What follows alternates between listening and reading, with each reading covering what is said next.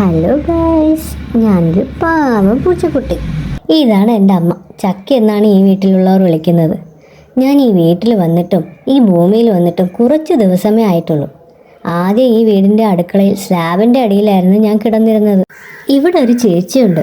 എന്നെ എപ്പോഴും എടുക്കും, കൊഞ്ചിക്കും. കിടക്കാൻ ചെറിയ പെട്ടിയിൽ തുണിയൊക്കെ വിരിച്ചു തന്നു. എനിക്കൊരു ഉടുപ്പും ഉണ്ടാക്കി തന്നു. എങ്ങനെയുണ്ട്, കൊള്ളാമോ? ചേച്ചി എനിക്ക് പേരിട്ടതേ ഫ്ലഫി എന്നാണ്. പക്ഷെ ഇവിടെ വേറൊരാളുണ്ട്.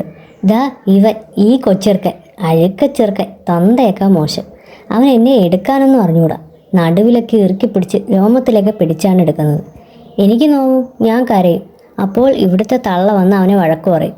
പിന്നെ അവനും കുഞ്ഞായോണ്ട് ഞാൻ ക്ഷമിക്കുന്നതാ. ഒരു ദിവസം എനിക്ക് നല്ലോണം വേദനിച്ചു. ഞാൻ ദേഷ്യപ്പെട്ടു.